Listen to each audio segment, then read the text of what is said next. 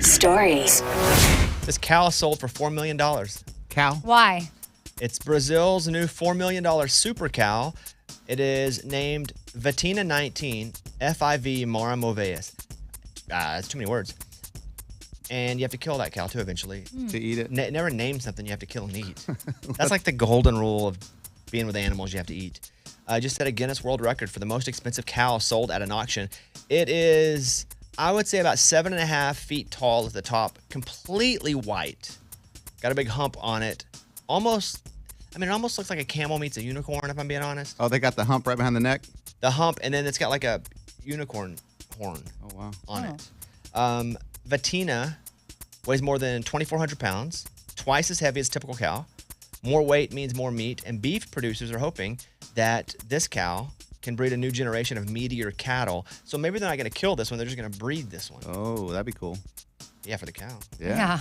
Not for the offspring. That is from The Independent. There's a reason women keep falling for the Mr. Wrongs of the world. From Shape.com, recent studies show that men who are self-obsessed, unpredictable, and dishonest have more luck with the ladies than nice guys do. The researchers say these characteristics make a man appear more confident and more attractive.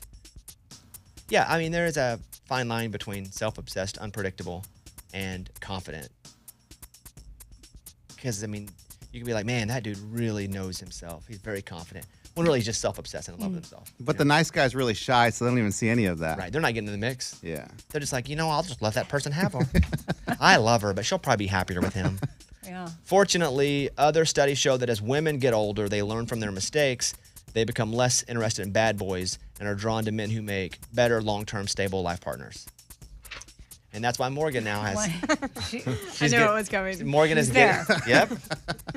Once she turned 30, I think things changed. Right, Morgan? Yeah, I grew up, She grew up. This one is from a college in Finland.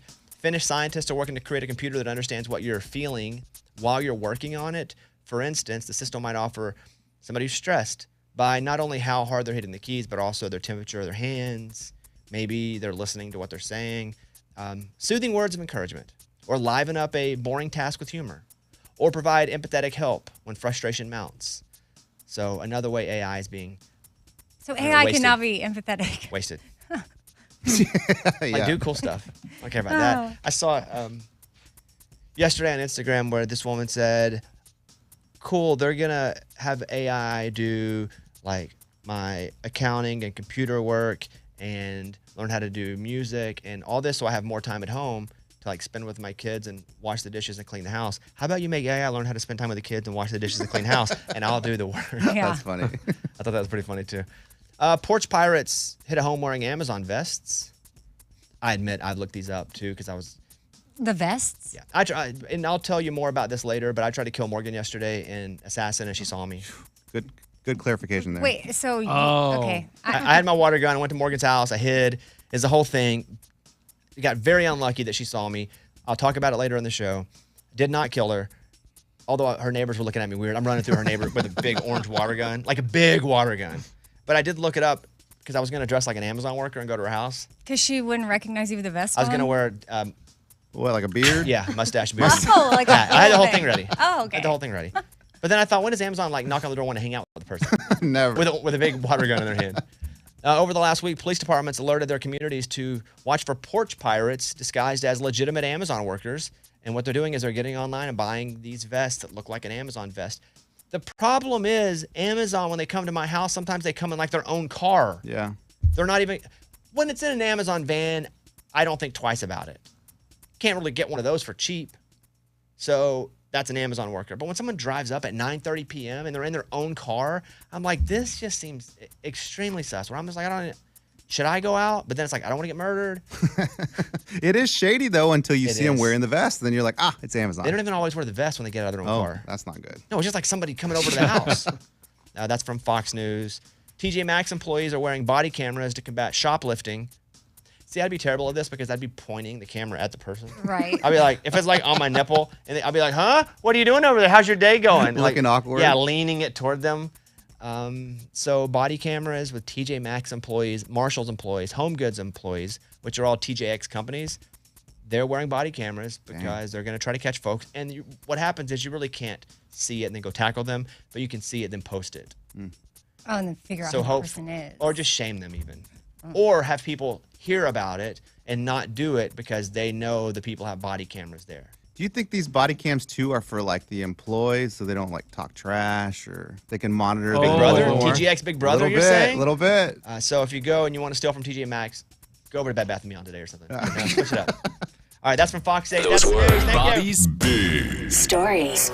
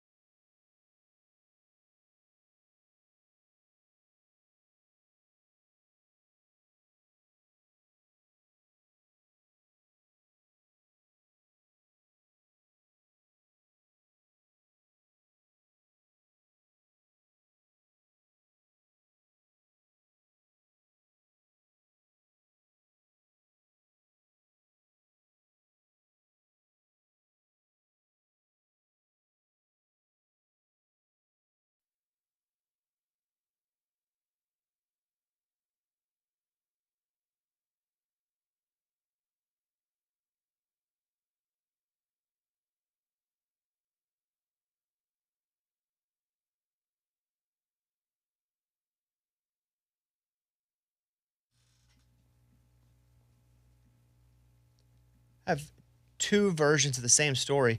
Lunchbox had told me that he wanted to do a bonus Tell Me Something Good about him and some other people up here saving a life. And I thought, well, that seems a bit dramatic, but let's give it a run. And then Eddie told me that the same guys, it didn't happen like that at all. So what I want to do is have Lunchbox do the Tell Me Something Good, present the story, how he said it, and then I'm going to have Eddie tell the real story according to him. All right, Ray, hit it. It's time for the good news. Tell me something good. All right, Lunchbox, what is it? Man, there was 3 guys in a hallway in a workplace, and all of a sudden there's a bird fluttering about.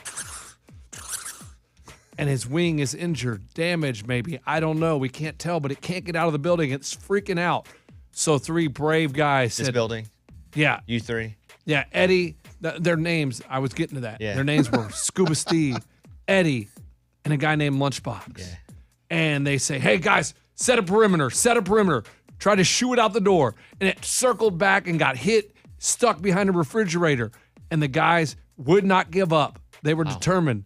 They found every means possible, got the bird, and released it back into the wild. Sounds like a Disney movie. I'd watch that on Disney Plus really tomorrow. cool. Yeah, And the that's good. bird was so happy, tweet, when it got outside. But it was injured? I don't know. Hey, so you guys threw it out injured? Wait, what? Eddie, what's the story in your mind? I work with a bunch of wimps. Go ahead. I mean, these guys, it took us 15 minutes to get this thing out of here because everyone's like, oh, no, careful. They didn't even want to touch it. Do not touch it. Lunchbox, don't touch it. Scuba's like, hey, they could have rabies. Do not touch that. And I'm like, guys, it's a little bird with a broken wing. I do have some audio here that who recorded the audio? Oh, me. I Okay. was the cameraman. Don't call me a wimp. I wouldn't even, I didn't have it. I wasn't scared of So anything. you Why weren't you jumping around like that? Now you're saying I was the cameraman, I wasn't even involved? No, he's saying I was a wimp and everybody was a wimp. I don't know what he's talking Here, about. hit it. Hey guys, look at me. I'm Ace Ventura, pet detective. I'll get it. Move. Get in there. All right, we'll get it. Where'd it go? Oh, it's gone. No, it's over behind the box. Oh my God, it's inside the refrigerator. Oh yeah, it's in the fridge. Lunchbox, put your hand in there. Tell me something good. No, that's a killer needle. Okay. This Hey, sounds like that movie that we thought was real, the scary movie way back in the Blair day. Witch Project? Yeah. Like, oh God. No, literally.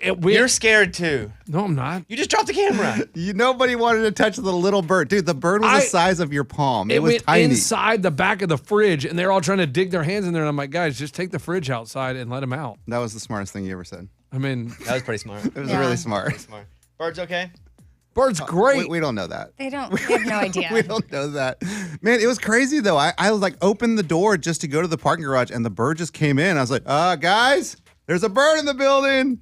And that's when wish So everyone how come you didn't scrambled. grab it, This. man? Because my foot's broken. I can't even bend down. That's to- true. He does have broken foot. Oh, so you can't bend down No, because man. see, he's talking about everybody being a wimp. Well, Scuba sounded like the biggest wimp in that clip. No, I'm the one that caught the damn bird. Yeah, but you're like, oh. Eddie's doing nothing. He's hobbling around. Lunchbox is on his phone. Rod's trying to direct me. I caught it. I didn't want to touch it. It's gross. It's a bird. Did you use a towel? Did you use a towel? I used the box. I was like, give me a box. So I got it to scoop in the box. I didn't want to touch it because it's gross. But What's in the box? I also didn't want to hurt it because it's a small little bird, and I was worried like of mice and men. I didn't want to crush the mouse. Okay. Yeah, you're- All right, you're Lenny.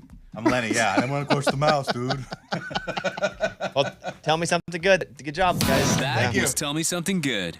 Little bonus right there. Yeah, man, there's video and everything to go with it. We document. When you do a documentary, it gets great ratings. It's gonna be a hit. Do we know the there- kind of bird? No. Brown Hey, balls. it was a cardinal. Oh, no. Nobody identified it. There was this couple. They are basically loan sharks. So they loan money out. You have to pay them back. There's interest. People didn't pay them back. And so they started to post naked pictures of their debtors. Oh. That's one way to get it. That's blackmail, right? It wouldn't be blackmail. No. I guess it would Unless be if you're they saying said. we're going to do it unless you give it to me. Right. Dang. Yeah, them just doing it. So I get the couple that were doing this agency, they are now charged with posting naked pictures of debt defaulters. The 31-year-old woman and her husband were questioned by police for an hour. How many questions you really got to ask? Did you post this? We tracked it. Looks like you did. We're done here. Yeah, you're now in trouble.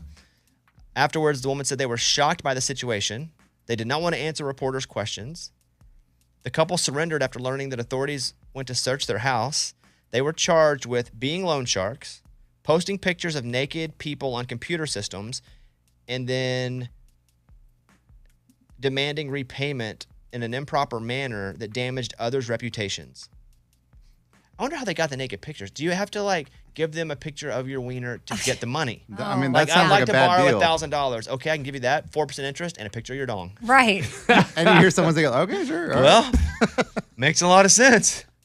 So I guess they just have them on file. And if that's the case, follow me here, because I'm not saying any of this is right. If you give someone a naked picture of yourself as collateral, Oh, no. they should be able to use it if you don't pay them back. I agree. You know, if you're giving them a picture of your junk or your whole naked self, and the reason you're giving them the picture is because if you don't pay them your money back, why do you think they have the picture? Okay, loan sharking, sure, it's illegal. Let's eliminate that. Let's say the bank. No, That's this how is they Let's say say you go get a loan from the bank, and the bank's like, okay, we're happy to give you a loan for your home, and step into this room, and it's like one of those things you step into at the airport that you have to like do the circle. And Full body you're scan. clear. But what they do is they take a picture of your entire naked body. Now, when they post those online, you shouldn't be surprised because that was part of the deal. So, justice for this couple. What? You must be so desperate. I'm trying to think of how desperate I'd have to be I think you have to be pretty desperate to go to a loan shark anyway, because you know if you don't pay them back, they're going to beat you up or kill you. But if they're not going to beat you up and kill you, if you're like, oh, you're just going to put a nude photo out and be like, I'm not paying you back. So you get the money, And just be give like- them your junk, and go like, ah, that's showbiz, baby. Yeah, like I I got the basically money. traded my junk for the money. Yeah, Yeah, that's yeah. no problem. They probably beat you up as well, though. Oh, well then that's not cool. Yeah, that's cool. The rest of it's cool. Though. All right, Jason Aldean, Bobby Bones Show. Thanks, guys.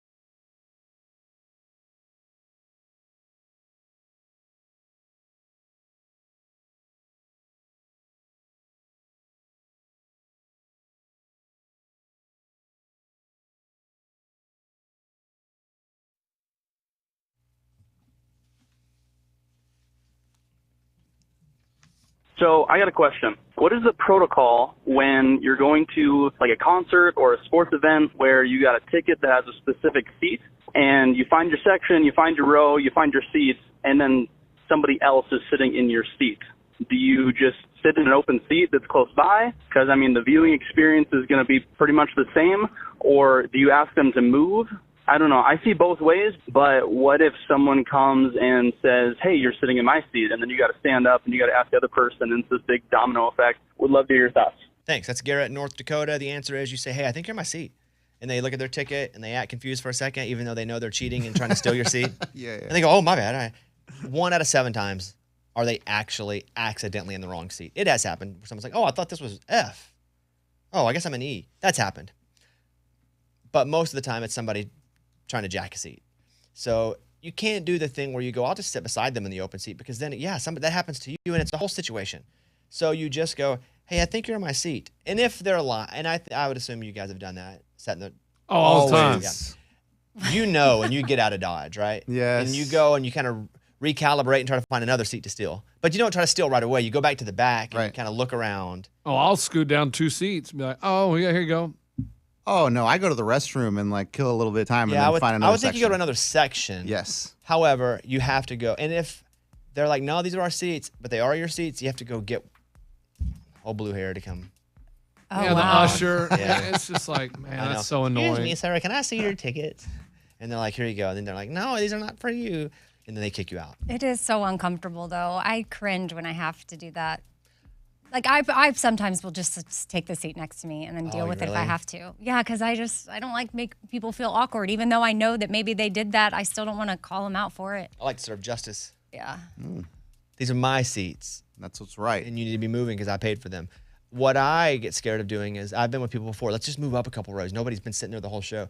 But then if I've ever done that, I can't enjoy it because the whole time I'm looking over my shoulder. Yep. As soon as someone's walking up the steps, oh yeah, I'm like, oh, it's me, "They're yes, coming it's here." me. And they're like, no. I'm just saying hi to my friend over here. I wouldn't be a good criminal. I'd be worried the whole time. Bank robber, be terrible at it. Or a better way to do it, if you're going to buy tickets and you see expensive tickets for sale, you buy the cheap ones, and then you keep looking at the online sales, and you know, hey, those seats are open. You can go sit in them. Sometimes and a lot of times, though, they do have people that are guarding. That is true. section. You got to send a distractor to the usher, or when they're talking to someone else, you sneak by. Like How does what? that work? Like, what's a distractor? A distractor is if you have someone that doesn't want to go down, if you have a big group, they're like, no, I'm too scared to go down there. And so you get them to go to the usher. Hey, can you tell me where this is? And as they're talking to the usher, you sneak by on the other side. You're in. That's good. Or you wait, even if it's a stranger, they're talking to the usher. Boom, usher distracted, you're in.